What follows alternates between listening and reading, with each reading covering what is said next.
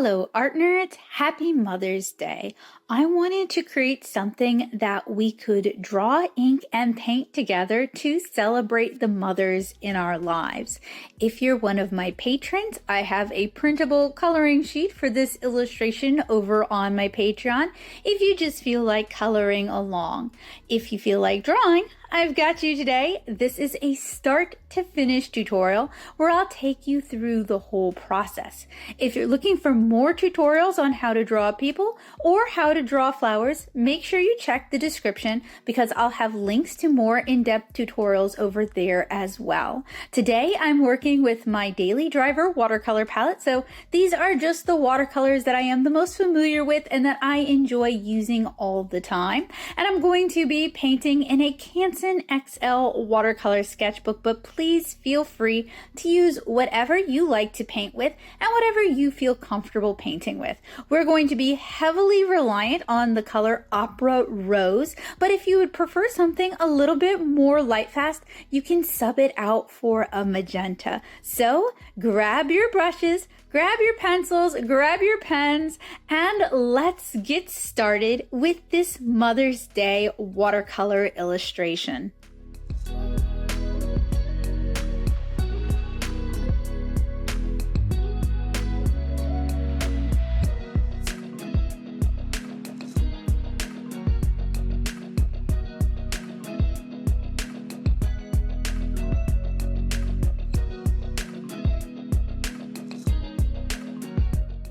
I have a thumbnail sketch of what I had in mind, sketched out on just a piece of scratch paper just to kind of get the idea out and into the world.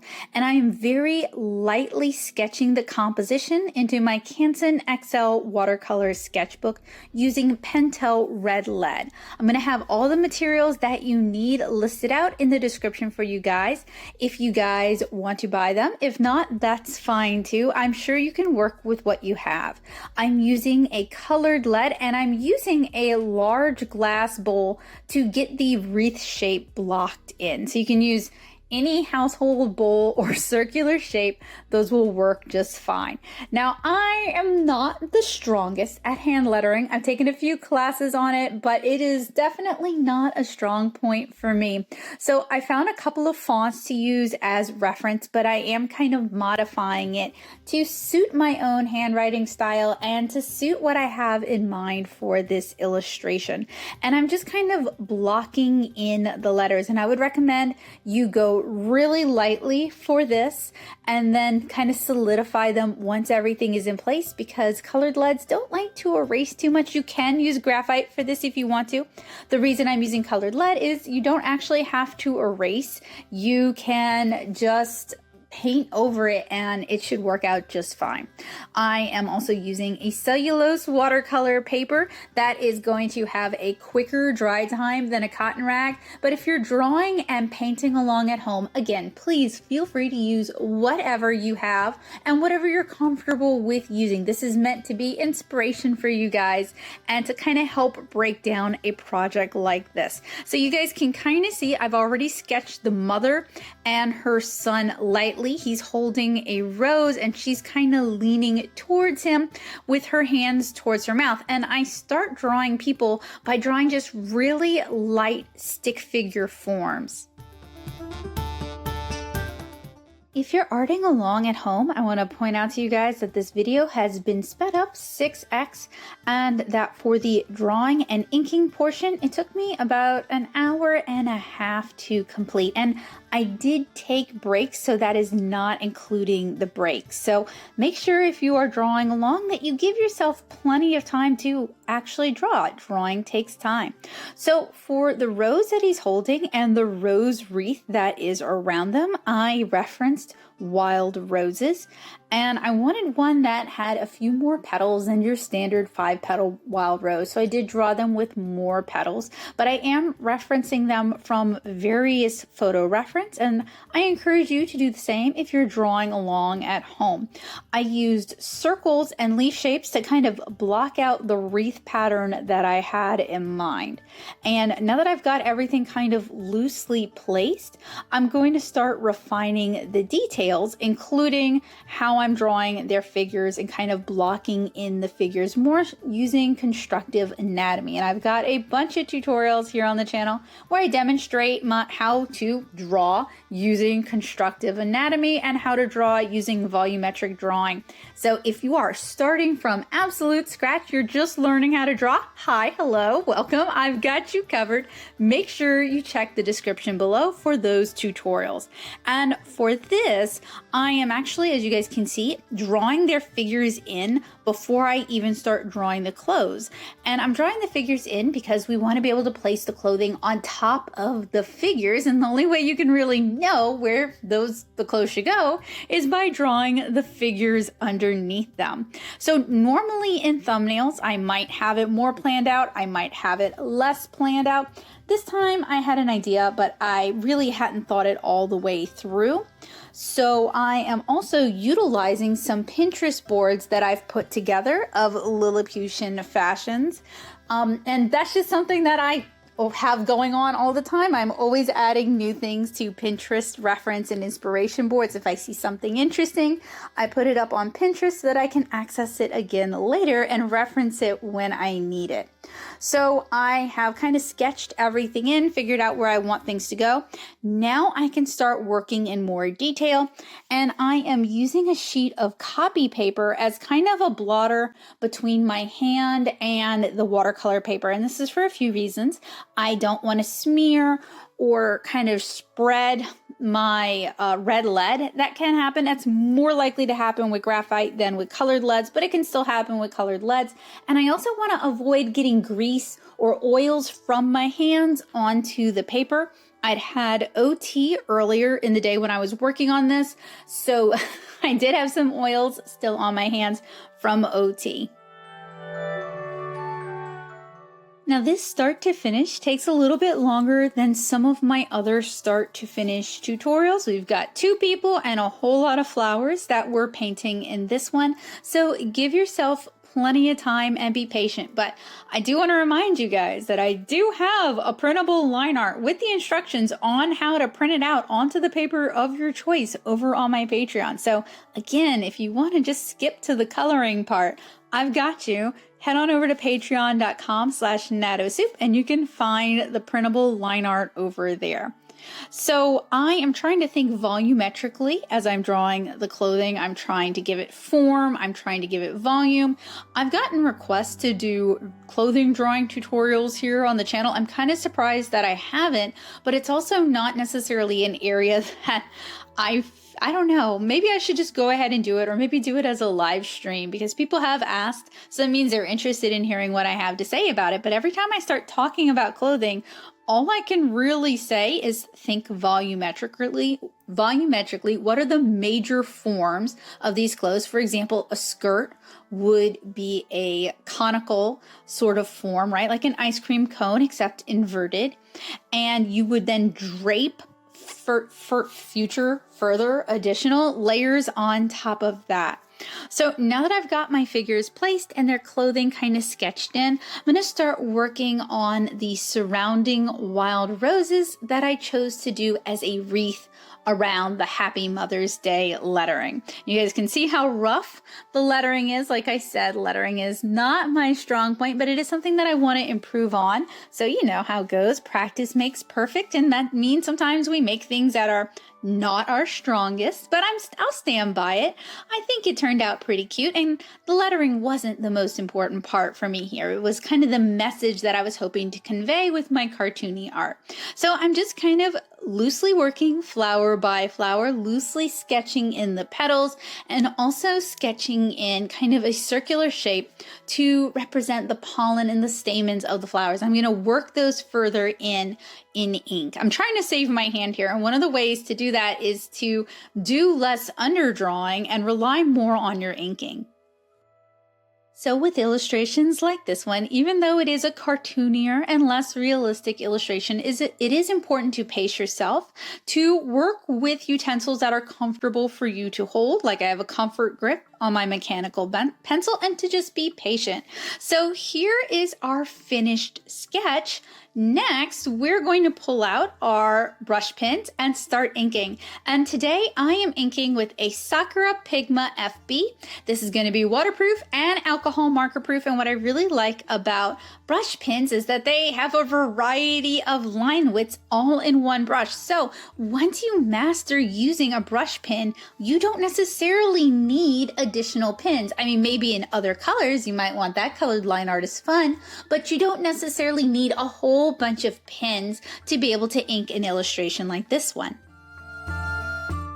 So for something like this, I am going to ink the things that are closest to the viewer first and then work my way backwards. But after about a certain point, I am going to start inking their faces. So basically I start warming up by inking things that are less important, that if I make a mistake, people are not going to notice, like the leaves, for example, or some of the roses where things can be a little bit looser. And then once I feel like my hand is sufficiently warmed up, I'm going to start inking their faces. And I also want to point out that I probably, just given hand health issues that I have, there's a reason I'm in occupational therapy, I probably took a break between sketching this and inking this. So there was probably a day that passed, and that was just because I needed that time for my hand to recover. When I was younger and my hands were in better health, I did not necessarily need that time, so you might not find that time necessary. I also tried to include more different angles and more up-close shots, since you guys seem to like that with my Mare Marie Blue field test, and it just makes for a more dynamic video, and sometimes it allows you to see what I'm doing a little bit more clearly. So as I mentioned earlier, my hand lettering skills are not my strongest artistic skill. So if you are more confident in your hand lettering, feel free to really put it on full display here. I went with something pretty straightforward with a few decorative flourishes, and I also tried to really capture what I was going for in the sketch so that when I'm inking it, I'm not really so reliant on hand skill and flourishes for the lettering. So I tried to make it as easy for myself as I could.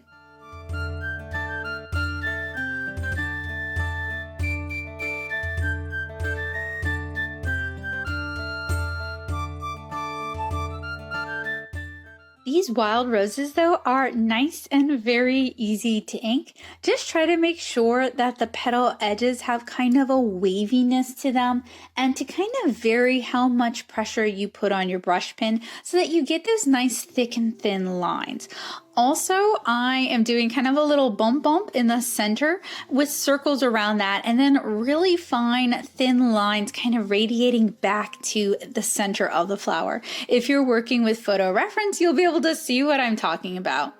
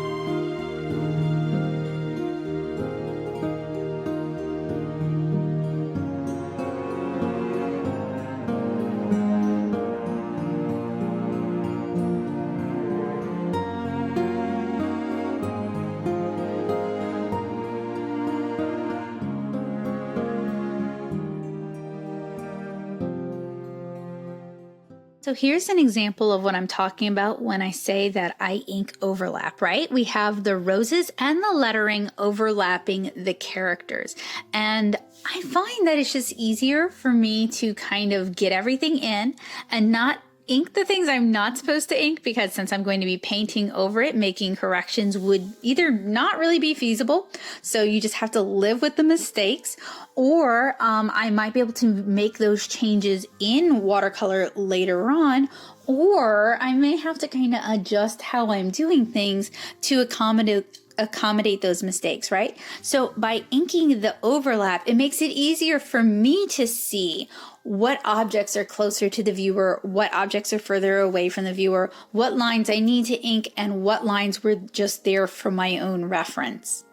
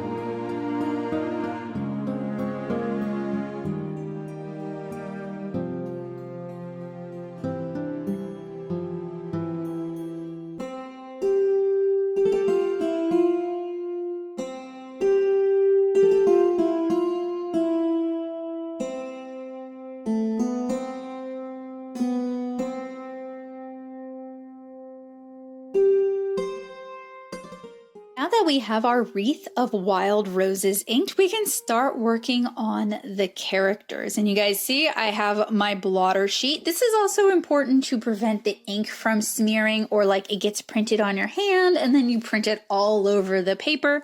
Just a cheap sheet of copy paper will kind of help solve that. And man, my brain really wants to start stuttering today. I am having a hard time with intonation and enunciation, and my brain really wants to slam multiple words together to make just garbage. So if you hear me repeating myself and kind of reiterating, I'm just having a weird brain day today, but that's all right.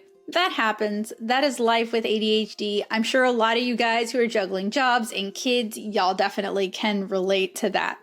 So for inking the people, I just kind of try to keep my line weight really light and easygoing, not too heavy, especially because this is kind of a light scene, right? It's a kid giving his mom a big rose and she's just kind of touched about it and making kind of a goofy face, right? So kind of a light and tender-hearted scene. So I'm going to keep my inking light, I'm going to keep my line weight light, and I'm just going to keep it kind of airy and kind of open for this.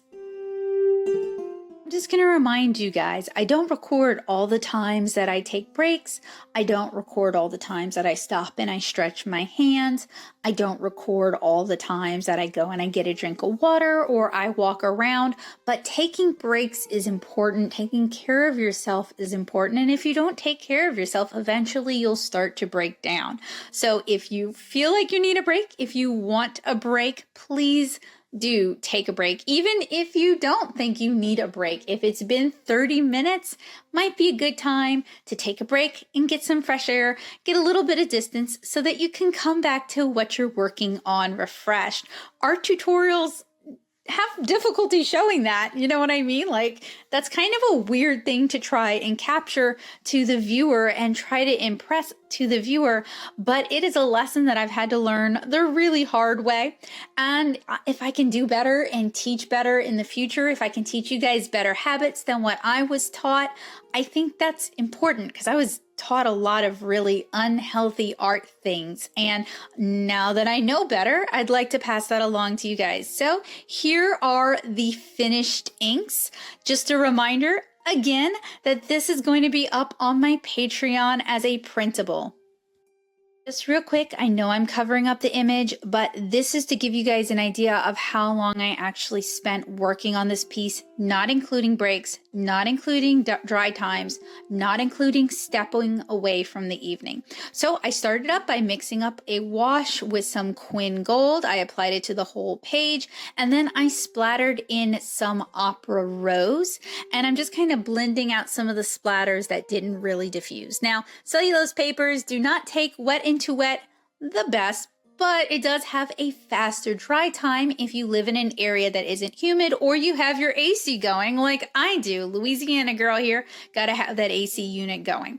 I'm gonna apply another wash to everything inside the wreath, including the flowers and the leaves of the wreath, with more of our Quin Gold, and I'm using a piece of paper towel to blot out their faces. I like to use Viva paper towels, the ones that just have the like fabric texture, because I find that those don't leave a weird texture, but sometimes it's fun to use textured paper towels to pull up an interesting texture. I'm mixing up some more Opera Rose just straight out of the half pan using a quill and splattering it onto the background. Now I've grabbed a couple of different ceramic palettes. I have a Well Daisy palette, and then I have a sauce dish, and I am mixing up a wash of Opera Rose with some clean water. I've also grabbed a warm and bright yellow, and I'm mixing my Quin Gold a little bit darker, and I'm going to start working on the roses. I've also got some Chinese watercolor weights that are holding my paper down on the sides. What I really love about these is these are so quick and easy to reposition. I like them better than clips, to be honest, and they're really not that expensive. I love them so much I actually have several sets of them. So we're going to do a close-up of the rose. I'm applying an all-over wash with our Opera Rose, and then I'm dabbing in some of our warm yellow mixture into the centers while it's still wet. With these smaller buds, I'm not going to bother with dabbing in our yellow. And I told you guys I was trying for some more interesting shots with this video, and that means some of them are not going to work out so well, but that gives editing Becca a chance to see what does and what doesn't work. And basically, I am just working my way around the wreath with our wild roses. And you want to work really quick for this because cellulose paper dries faster than cotton rag. You really don't have a long open time, so it's important to work with two brushes for this one. And we're primarily going to be working with rounds and quills for this.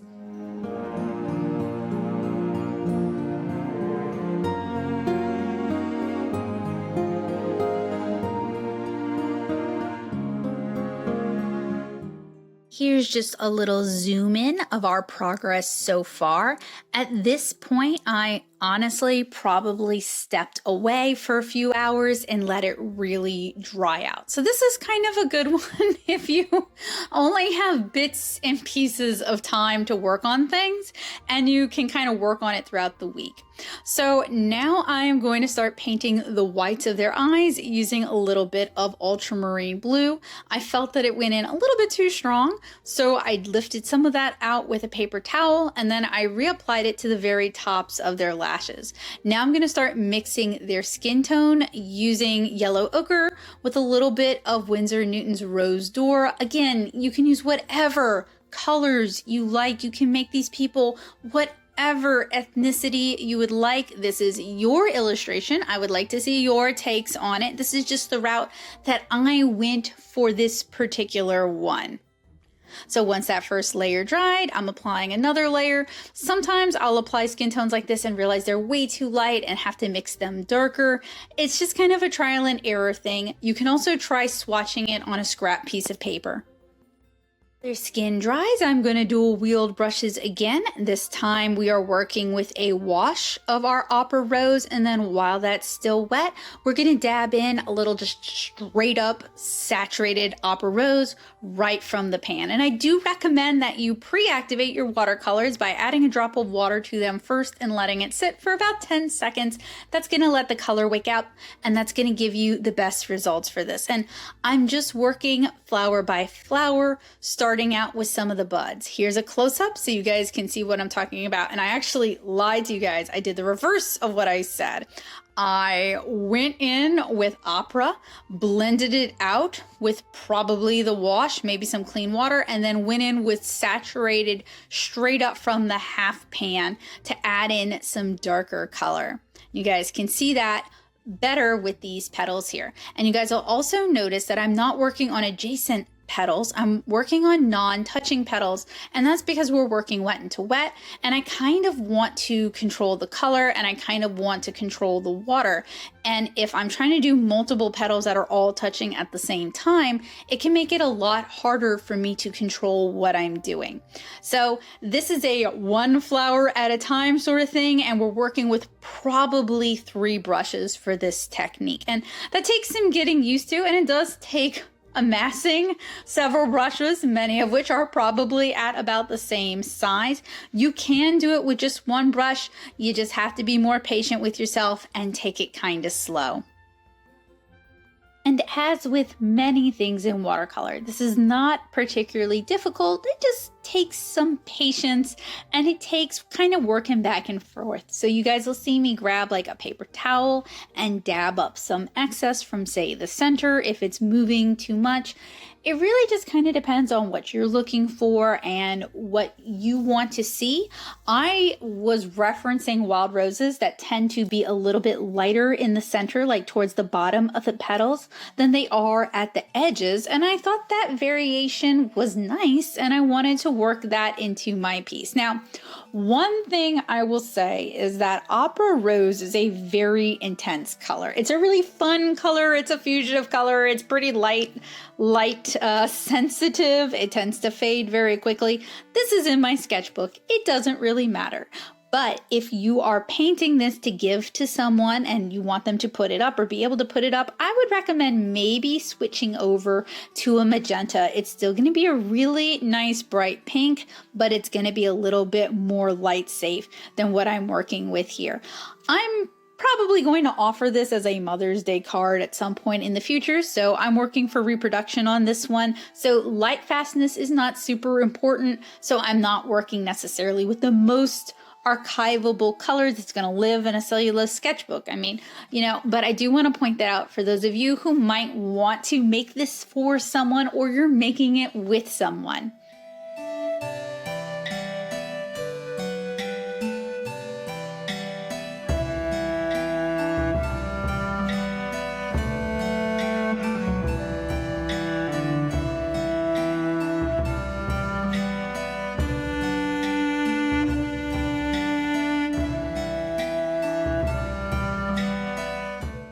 Also point out that for me, working on the roses was one of the most time-consuming parts of this. Now, to be fair, they are kind of the star of this illustration, but if you are looking to kind of get this done a little bit quicker, working with maybe a more straightforward technique of just painting the roses or very limited wet into wet for these roses might be a better fit for you. Now, with my start to finish tutorials like this, I do try to keep things pretty simple and pretty accessible. We're only going to work on a few techniques here, and this is kind of the showstopper technique that I want to make sure that you guys know about. Everything else is mostly like layering and glazing, really straightforward and very simple. But with every start to finish tutorial, I do try to keep like the color theory fairly simple. So for this one, we're going to be using local color. That is just a more saturated version of the same color that we're using to add shadows. But if you're looking for something more realistic, even with a cartoony style like this one, I do have tutorials where I talk about using shadow colors and contrasting colors to create shadows. That's just not the focus of this one today, but if you at home painting along wish to use contrasting colors as your shadow colors, you are, of course, welcome to do so.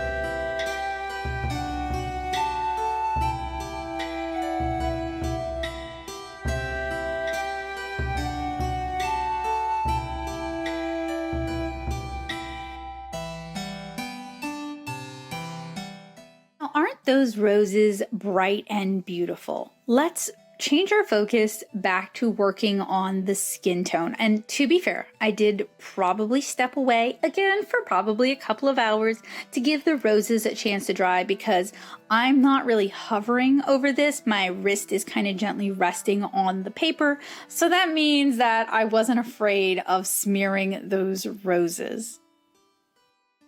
So when I'm painting the shadows for these start to finish tutorials, I'm really trying to keep it pretty simple. We are kind of working on creating volume and we are working on indicating shadow through building up saturated layers of the same color or very similar colors, but it's kind of in a more simplistic way than what I might use for my watercolor comics. So I've grabbed my Quin Gold, I mixed it in with the warm yellow, and then I added some more water to my larger Quin Gold wash. And we're going to start working on the centers of our roses. So I'm applying that really washed out Quin Gold wash, then I'm dabbing in some of our Quin Gold and yellow, and then I'm adding in some warm yellow as well. And what I'm trying to do is I'm trying to get this beautiful bloom of color because I love how Opera Rose and Quin Gold work together. I love the kind of magic it looks like a glow,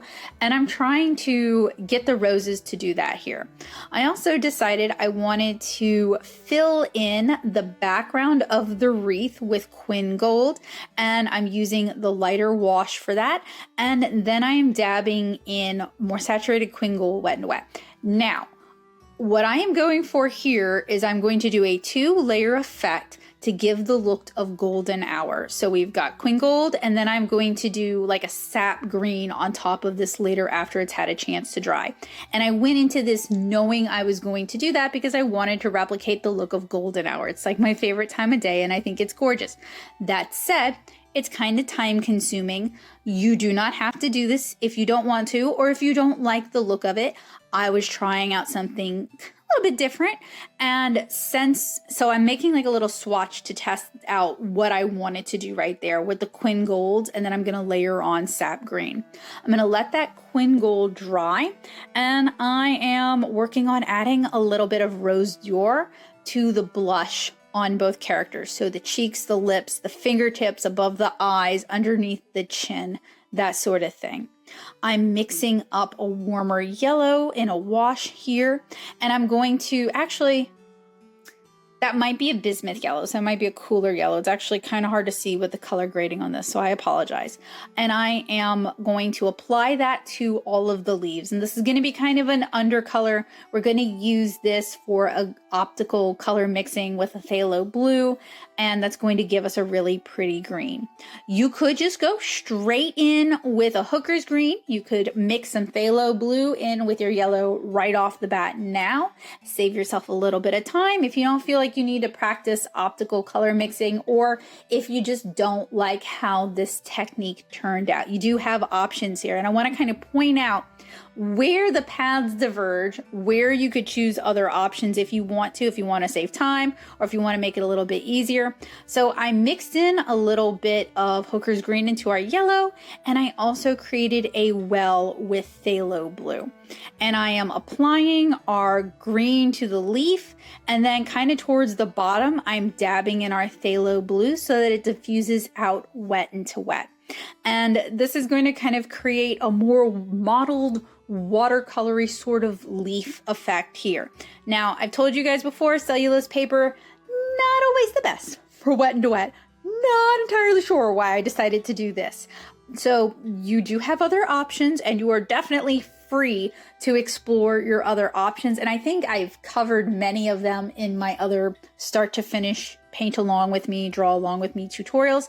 So if you are looking for other options, make sure you check the description below. I will have those linked out for you guys. I do like how this effect turned out, but I am also cognizant that this is one of my longer start to finish tutorials, even sped up to 6x. So I do want to give you guys some options for how you can paint this a little bit more quickly if you want to do that, especially because I am basically going leaf by leaf and working with a couple of brushes, one for our green and one to dab in our phthalo blue.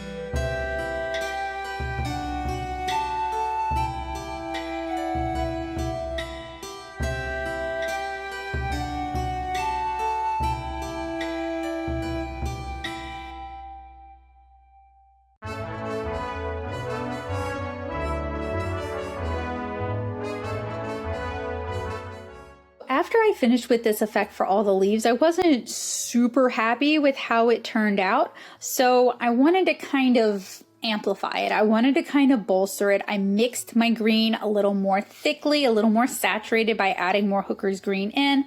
And I'm repeating the process again with the green and then dabbing in the phthalo blue kind of towards the base of the leaf where I want to create an idea of shadow and I want it kind of diffused out.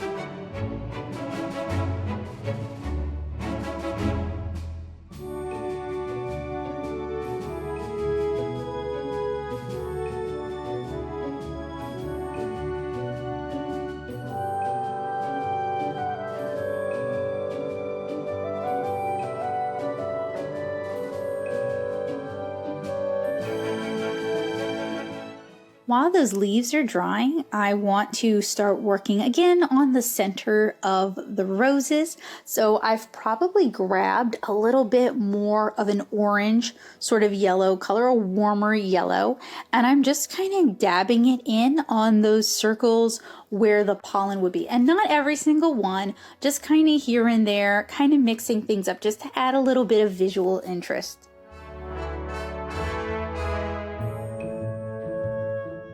So remember earlier how I said I wanted to kind of capture the effect of golden hour? I'm mixing up a wash of olive green with a little bit of sap green, and I'm going to start painting in the center of the wreath, and I'm using multiple brushes for this. So I have one brush with our wash color, one brush with clean water to blend it out like around the letters, and then another brush is going straight into the sap green to pick up some more saturated color. And I'm kind of working section by section, applying the wash and then dabbing in the sap green so that it diffuses out like you guys can see here, and blending out with clean water where necessary, because I want to kind of create, like I mentioned, this sort of golden hour green, like they're standing in a garden or there's a garden behind them, right? And the light has been affected by golden hour, but I also want kind of a dappled effect.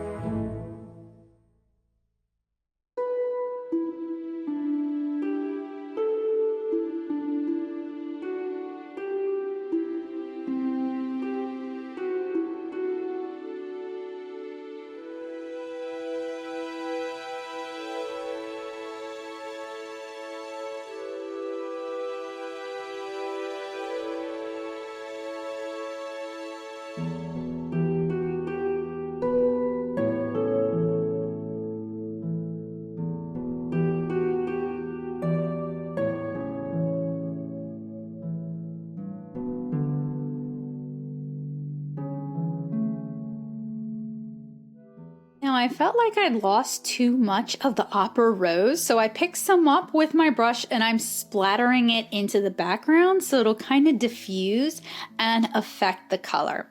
So I'm gonna go work on the leaves again. I have added in some phthalo blue this time, and I am painting the centers of my leaves with this mixture.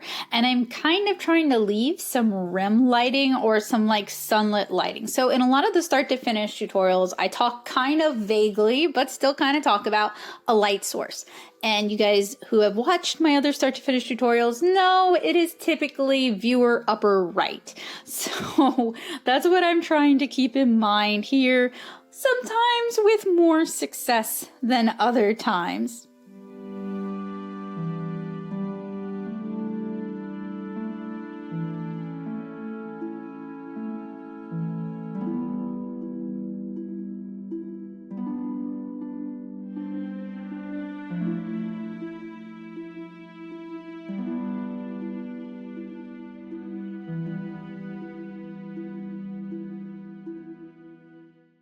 Still messing around with the flowers, I am grabbing an even more orange yellow, probably more like an orange at this point, and I'm dabbing it into the center, and then I'm kind of dotting the orange again around it just to kind of create some variation.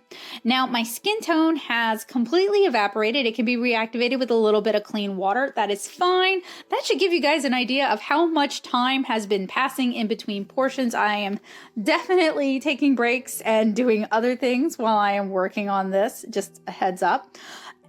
So I added another layer to the skin tone, and now I have grabbed some quinacridone burnt sienna, which is like a really transparent sort of darker burnt orange. It's kind of a weird color. Again, you are welcome to use whatever colors you happen to like and that work for you, but I was going for reddish brown hair for this one. So I wanted my first layer to be kind of my brightest layer, and I didn't want to go into kind of the blondes that I sometimes do when I'm painting reddish hair. So I'm adding in some more of that same quinacridone burnt sienna. If you guys are curious, it's a Turner color. It's a really pretty color actually, and I do use it quite a bit, especially when I'm doing like autumnal cottagecore art. So it does get some use from me, but it's not a color you absolutely need to have, and burnt sienna would probably work just fine here, even if you're going for the same kind of color that I'm going for. Maybe burnt sienna with a little bit of scarlet.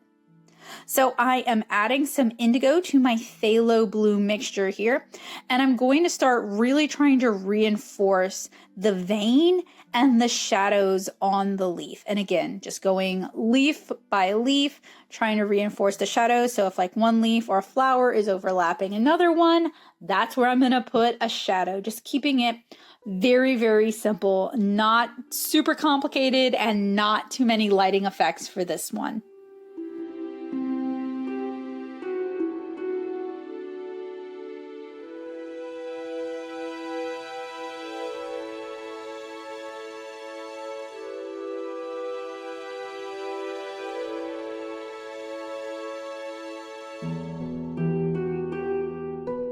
Pulled in nice and close because I want you guys to see how I'm handling the hair. I have switched to a smaller watercolor brush. Ideally, one with stiffer bristles would be good, especially if you kind of struggle with color control. Sometimes moving to a stiffer watercolor brush will really help with that. I also find synthetics for me tend to drip all over the place. Maybe not for everyone, but for me, they definitely do. So working with mixed fiber or natural hair brushes tends to be helpful. I have grabbed a darker reddish brown. This is Imelda brown, I believe. I think it's a Holbein color. Again, it's a color I use a lot. It is a convenience color though, so just mix up a darker reddish brown or grab a Van Dyke. It really just depends on what you like and what you have. So don't feel like just because I'm using a color that you have to use the same thing. This palette came about because I paint watercolor comic pages, and I've painted hundreds of watercolor comic pages, and there is a need for convenience colors when you're painting in that quantity of pages. So while I'm waiting on that layer of the hair to dry, I added a little bit of sap green to all the little branchlets of the roses. I'm really kind of surprised for this one. I didn't do like a rose cane, but in my Mare Marie blue start to finish, not Mare Marie blue, I'm so sorry. My Mei Liang pigments start to finish with the yellow and pink roses. I did do a rose cane. That will not be out by the time this one has come out, unfortunately, but I do hope you'll keep an eye out for that one. So it's about time to start working on their clothing. I want to keep, like I said, the color palette fairly simple for this. So that means I'm going to repeat some colors. So I wanted to go with like kind of a grayish teal to offset all that beautiful opera rose and all those beautiful saturated colors. So I'm using this kind of bluish green teal with a little bit of indigo mixed in to paint this. Would y'all call that an apron? Would y'all call that her skirt being hitched up over another skirt? I don't know. To paint that, and to paint his hat, and to paint his shorts. Now, one thing about cellulose paper is that colors are not going to be as saturated as they would be on a cotton rag paper. So there's definitely some trade-offs, and I actually have a video that I shared recently on how to make the most out of cellulose paper and how to kind of work with those problem areas. So I wanted to blend in the lettering a little bit better. So I went back in with that wash color, and I'm also dabbing in our sap green just to kind of further that mottled effect. And on this sort of teal blue color, I am having trouble building up the saturation I wanted on this paper. That's one of the reasons I did mention it to you guys. Like I said, it's a trade-off, but it does tend to dry faster than a cotton rag would, and it's more economical. And this is in my watercolor sketchbook. So, you know, there are pros and cons. I have also mixed up this really pretty sort of purple color using a few convenience purples, I'll grant you that, but it's kind of a reddish purple if you want that as like a base tone for that. Again, I wanted kind of rich jewel tones to kind of offset the really bright, saturated poppy colors that we're getting with our yellows and our hot pinks and those greens in the background. You guys can see my palette is filled up, so I grabbed a small plate, another palette, and I mixed up a little bit of ultramarine blue on it, and I'm going to use that to kind of create a shadow white. And I went ahead and I painted the little guy's shirt with that.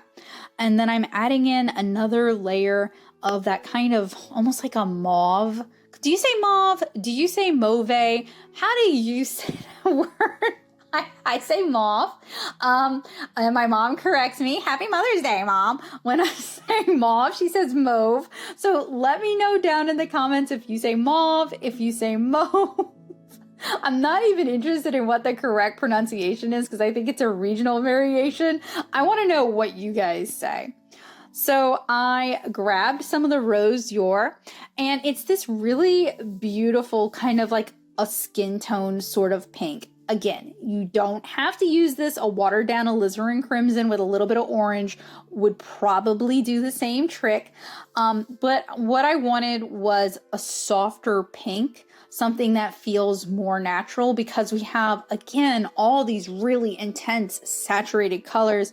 And I wanted the mom to feel kind of soft and kind of approachable and like she's so touched by her kid giving her a rose that she's making like a really, really goofy face, like she's gonna start crying or something like that.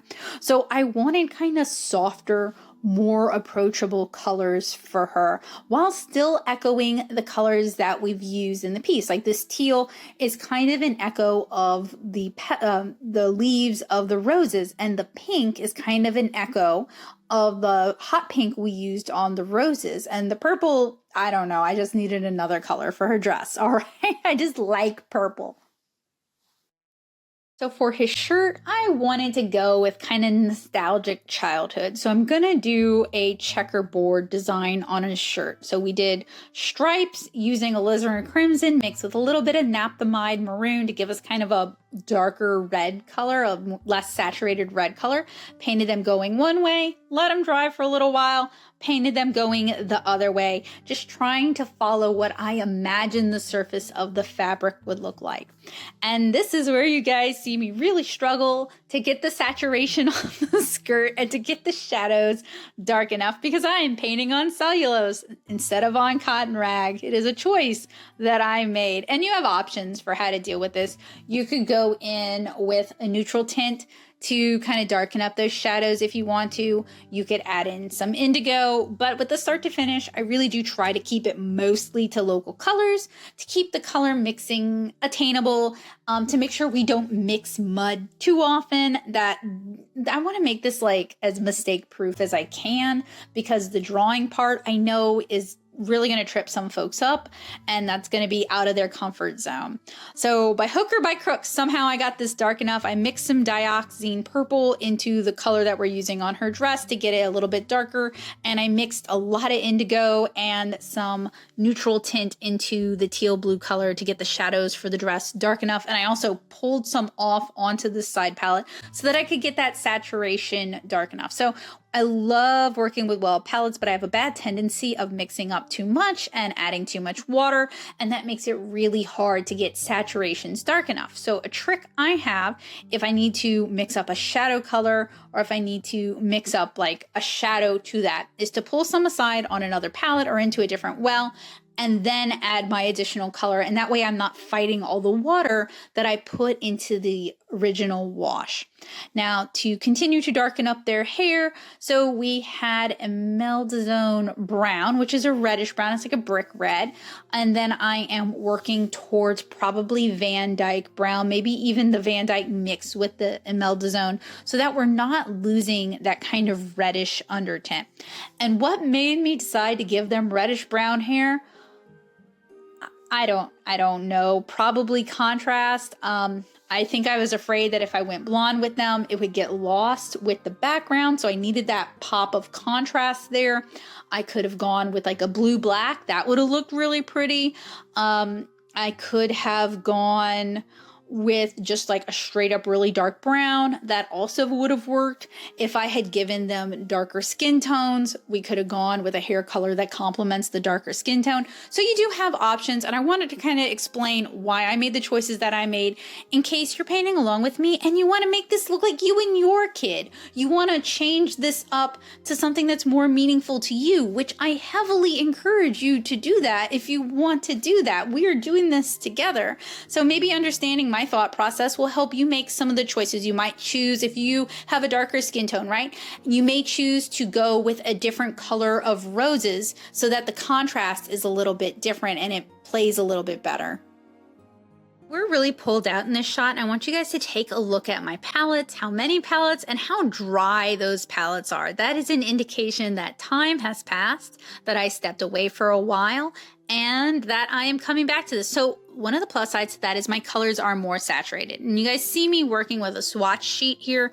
I wanted to add kind of a darker pink to the roses because they're getting kind of flat in color, and I wanted to bring in some more contrast.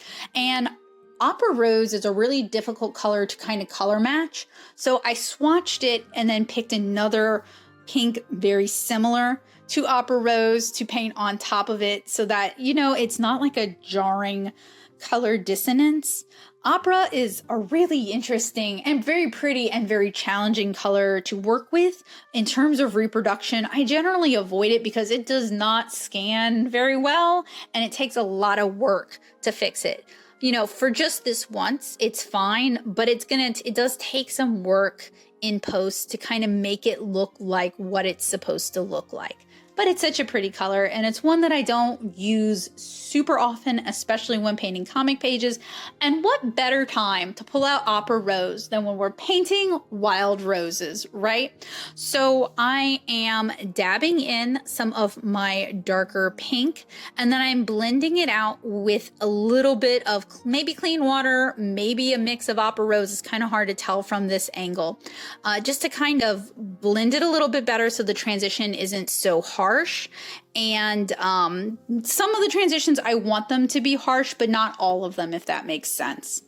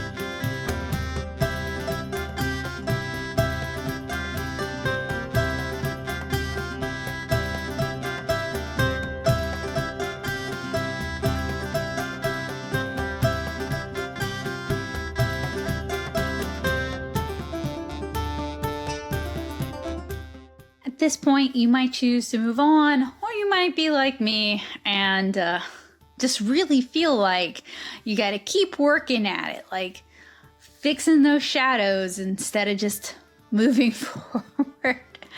So I'm actually adding a little bit more indigo on some of the leaves, just trying to push that contrast just a little bit, try to make things just a little bit clearer, you know, that sort of thing, just kind of noodling around. This is kind of to your own taste and to your own discretion. But one of the things I did notice that I'm going to have to do is I am going to have to re-ink this piece. So whether or not you want to is up to you. I did notice that the layers of watercolor did tend to obscure the line art somewhat, and I didn't really like that. I also wanted to make the lettering pop a little bit more, so I kind of underpainted it with some of the green, and now I'm kind of going back over on the other side with a little bit of the hot pink. Again, lettering is not my forte, and you know, some gouache there, something more opaque that can kind of stand up to things a little bit better, might be a good one. And of course, we're gonna have a scalp check in this one. So it is what it is, I guess.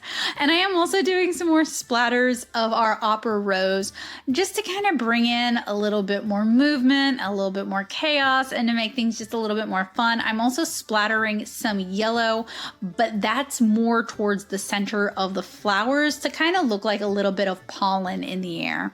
Going back in and adding a little bit of orange there as well, just to kind of further push that. And you guys can see how much I like those Chinese watercolor weights and how we can kind of position them where we want them and where we need them at a moment's notice, instead of like a clip, which I feel like I always have to kind of struggle with to get it where I want it.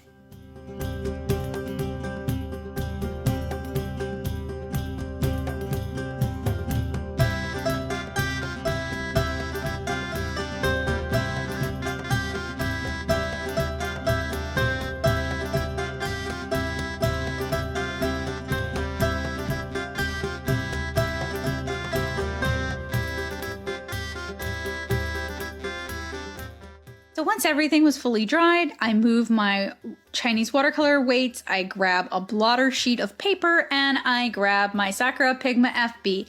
And I basically am only re-inking to add clarity, to clean things up, to add some contrast, to like unmuddy something. So I'm not re-inking everything, I'm just selectively inking. And again, this is a matter of your own taste and preferences. What you feel needs some cleaning up, what you feel needs, you know, a better outline, what you feel got kind of muddied. Sometimes having the watercolor obscure your line art a little bit can be a good thing. It can add a little atmospheric perspective. It can lighten some things up. It can make some things feel airier or more delicate. So it's really up to you and what you like. It's a matter of taste.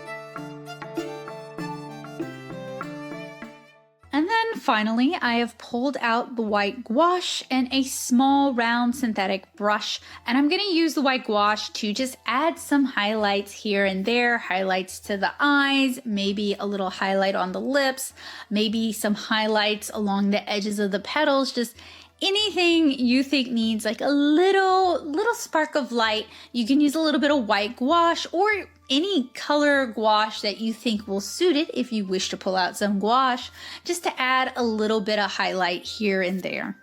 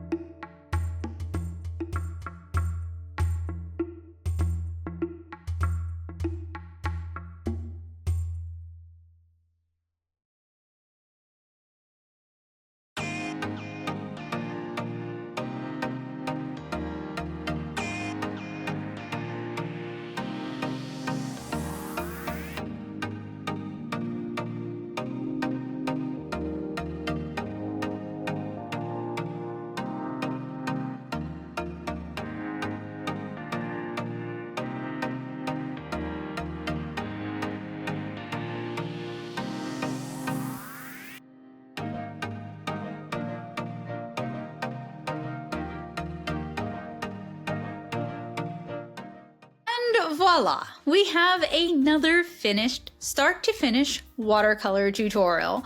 We talked about drawing people and roses, we talked about inking people and roses, and we talked about watercolor painting people and roses. Thank you so much for hanging out with me today. If you are a mother, I wish you a very happy Mother's Day. I am probably going to spend today with my own mother. I'm actually recording this like a week and a half before Mother's Day, and we haven't talked about plans yet, but I also have a mother-in-law, so I don't actually know. But for those of you who are doing something today, I wish you a very happy Mother's Day. And if you are not doing something today, I wish you a very happy Sunday.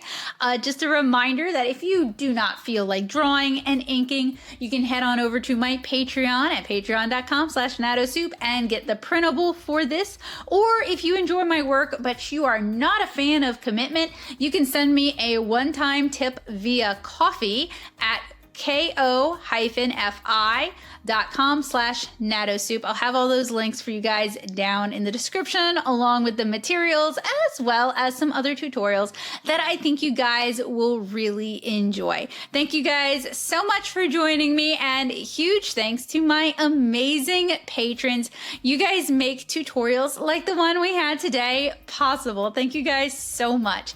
I hope you guys have a wonderful day, and I look forward to seeing you guys again soon. Bye guys!